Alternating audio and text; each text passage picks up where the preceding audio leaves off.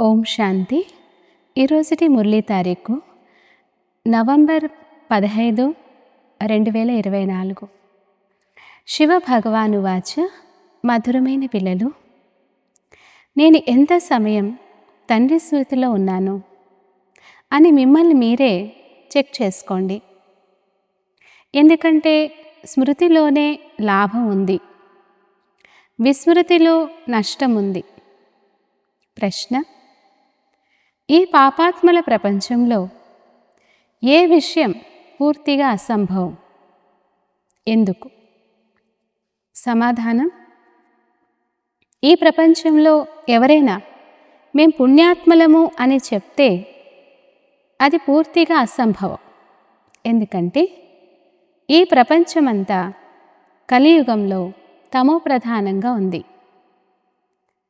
పుణ్యకర్మలని భావించి మనుషులు చేస్తున్న కార్యాలన్నీ పాపాలుగా అయిపోతున్నాయి. ఎందుకంటే ఇప్పుడు చేసే ప్రతి కర్మ వికారాలకు వశమయ్యే చేస్తున్నారు. అచ్చా, మధురాతి మధురమైన అపురూపమైన పిల్లలకు మాత్పిత బాప్దాదాల ప్రియ స్మృతులు మరియు గుడ్ మార్నింగ్. ఆత్మిక పిల్లలకు ఆత్మిక తండ్రి నమస్తే. ధారణ కొరకు ముఖ్య సారం. ఫస్ట్ పాయింట్, ఈ మీ బేహద్దు డైరీలో నేను స్మృతిలో ఉండి ఎంత లాభం పొందానో అని చాటు రాసుకోవాలి. నష్టపోలేదు కదా. స్మృతి చేసే సమయంలో బుద్ధియోగం ఎక్కడెక్కడకు వెళ్ళింది అని నోట్ చేసుకోవాలి.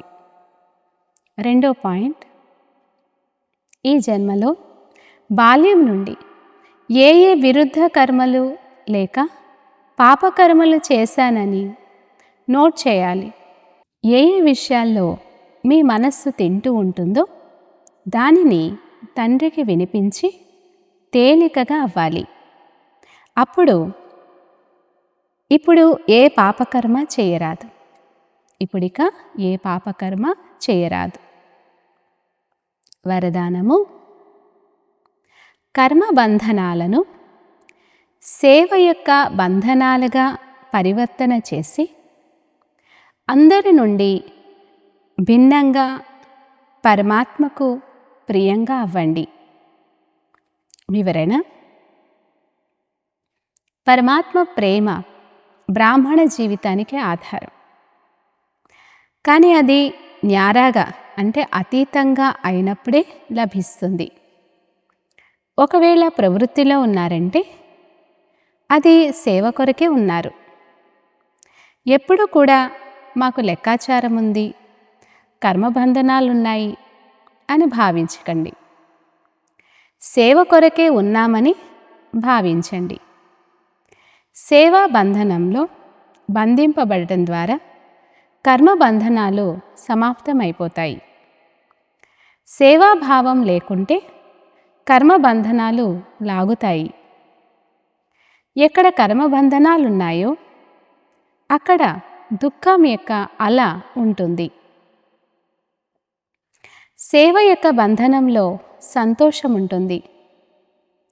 అందువలన కర్మబంధనాలను సేవ యొక్క బంధనంలోకి పరివర్తన చేసి న్యారా ప్యారాగా ఉంటే పరమాత్మకు ప్రియమైన వారిగా అయిపోతారు. స్లోగన్: స్వస్థితి ద్వారా ప్రతి పరిస్థితిని దాటుకునే వారే శ్రేష్టమైన ఆత్మలు. స్వస్థితి ద్వారా ప్రతి పరిస్థితిని దాటుకునే వారే శ్రేష్టమైన ఆత్మలు. అచ్చా, ఓం శాంతి.